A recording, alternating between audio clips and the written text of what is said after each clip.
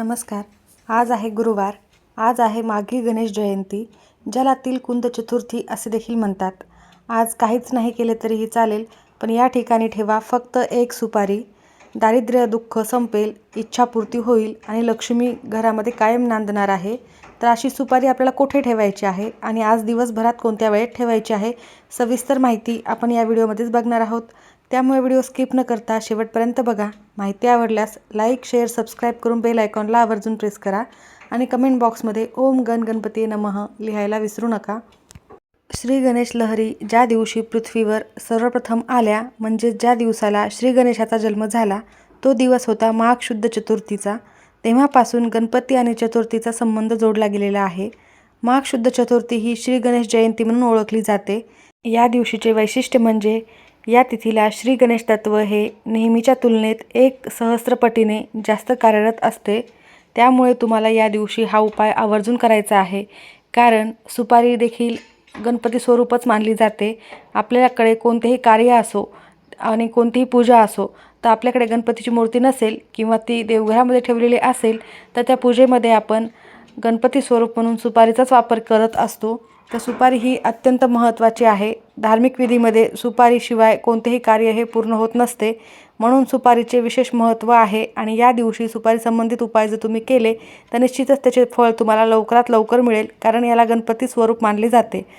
तर तुमच्या घरी नेहमी दारिद्र्य दुःख असेल, म्हणजेच खूप कष्ट मेहनत करून हवा तेवढा पैसा येत नसेल, पैसा आला तो टिकत नसेल, किंवा काही ना काही दुःख, दारिद्र्यता, किंवा मग घरामध्ये तुमच्या सतत वादविवाद होत असतील, भांडणे होत असतील, किंवा तुमची एखादी इच्छा आहे, खूप दिवसापासूनची इच्छा आहे आणि ती पूर्ण होत नसेल, तर त्यासाठी देखील तुम्हाला हा उपाय करायचाच आहे. हा उपाय केल्यामुळे माता लक्ष्मी तुमच्या घरामध्ये कायम नांदणार आहे.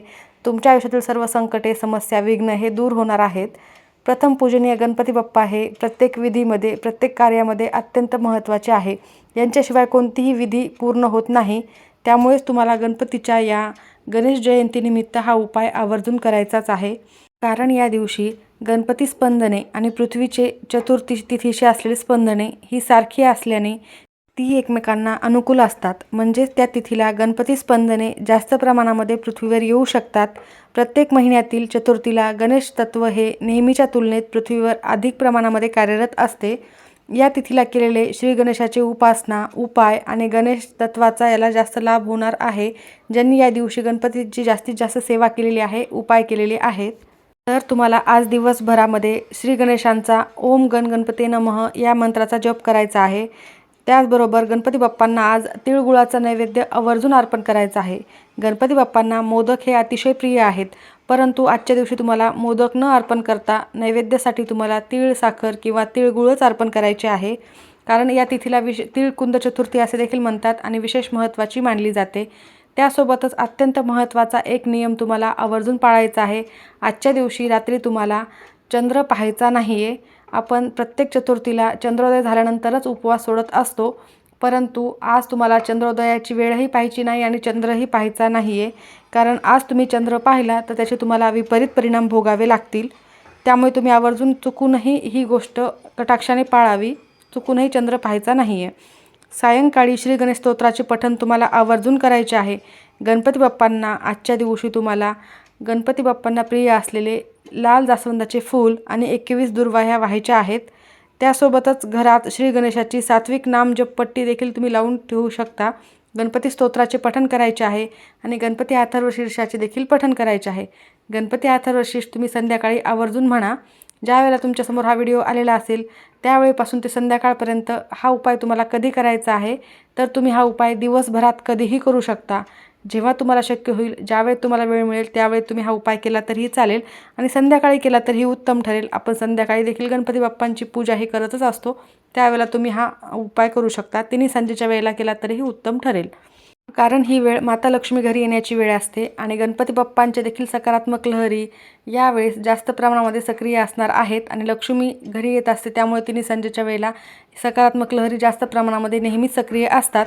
म्हणून तुम्हाला हा उपाय आवर्जून आज संध्याकाळी करायचाच आहे. तुम्हाला शक्य असेल तर तुम्ही संध्याकाळी करा, किंवा तुम्हाला काही कामे असतील तर तुम्ही आधीच दिवसभरामध्ये केला तरीही चालेल. देवांच्या विधीमध्ये उपासनेपैकी कलियुगातील सर्वात श्रेष्ठ तसेच सोपी आणि सुलभ देवतांसोबत जोडली जाणारी एकमेव उपासना म्हणजे नामजप. आणि आज गणपती बाप्पांचा हा जन्मदिवस असल्यामुळे तुम्ही त्यांचा जप जास्तीत जास्त करा. कारण गणपती बाप्पा हे विद्येचे देवता आहेत, ज्ञानाचे देवता आहेत आणि विघ्नहर्ता आहेत. त्यासोबतच ते बुद्धिदाता देखील आहेत.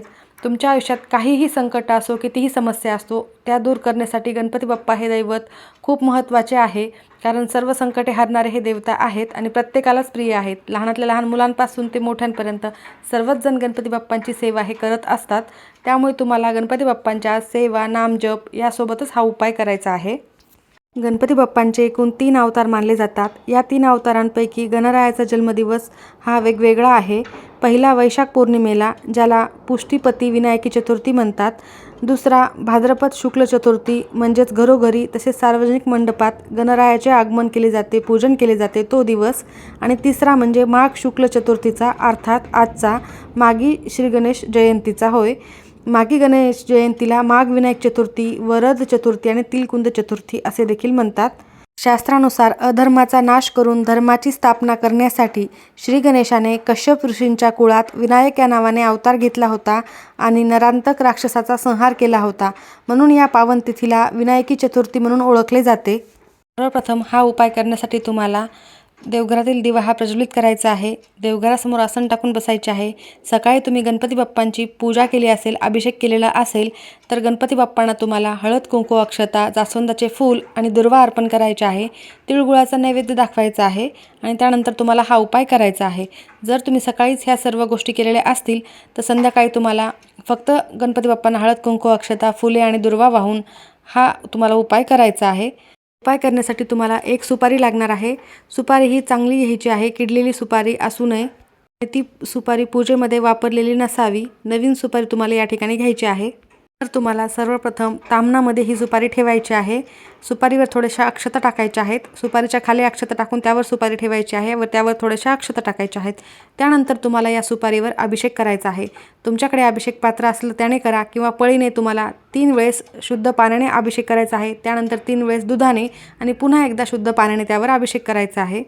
अभिषेक करत असताना ओम गण गणपतीये नमः या मंत्राचा जप करायचा आहे किंवा अथर्वशीर्ष तुम्हाला पठण करणे शक्य असेल तर आवर्जून एक वेळेला करा आणि फलश्रुती म्हणा.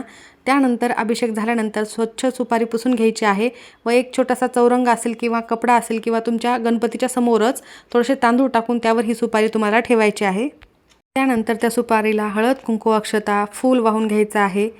त्यानंतर तुमची जी काही समस्या आहे ती तुम्हाला तिथे बोलायची आहे की तुमच्या आयुष्यातील सर्व संकटे, समस्या दूर होण्यासाठी, त्यासोबतच तुमची प्रगती होण्यासाठी, मुलांची प्रगती होण्यासाठी किंवा अनेक तुमच्या ज्या काही इच्छा असतील, तुमची कोणतीही स्वप्नपूर्ती होण्यासाठी तुम्हाला तिथे त्या ठिकाणी गणपती बाप्पांच्या समोर ती सुपारी ठेवून बोलायची आहे. तर तुम्हाला ज्याप्रमाणे मी सुपारीचे पूजन सांगितलेले आहे त्याप्रमाणेच तुम्हाला आजपासून ते 7 दिवस ही सेवा करायचीच आहे. 7 दिवस पूर्ण झाल्यानंतर ही सुपारी तुम्हाला लाल कपड्यामध्ये सुपारी आणि थोड्याशा अक्षता ठेवायच्या आहेत आणि तुमच्या तिजोरीमध्ये किंवा ज्या ठिकाणी तुम्ही पैसे ठेवता त्या ठिकाणी ही पोटली तुम्हाला ठेवायची आहे. काही कारणास्तव तुमचे 7 दिवस पूर्ण नाही झाले तर ज्या दिवशीपर्यंत झालेली आहे सेवा त्या दिवशीच्या पुढचे दिवस पुन्हा काउंट करायचे आहे व त्यानंतर 7 दिवस असे पूर्ण करून तुम्हाला ही सेवा करायची आहे. नक्की करून बघा, खूप प्रभावी सेवा आहे. घरातील सर्व समस्या दूर होण्यासाठी हा उपाय अतिशय प्रभावी आहे आणि त्यासोबतच माता लक्ष्मी देखील तुमच्या घरामध्ये कायम नांदणार आहे. कारण हा उपाय अत्यंत महत्त्वाचा आणि आज गुरुवार देखील आहे. माता लक्ष्मीला समर्पित दिवस आहे, गणपती बाप्पांचा दिवस आहे आणि गुरुदेव दत्तांचा देखील हा दिवस आहे. त्यामुळे तुम्ही आजच्या दिवशी या शुभयोगावर हा एक उपाय आवर्जून करा. माहिती आवडली असेल तर नक्की लाईक करा. सर्वांचे खूप खूप धन्यवाद.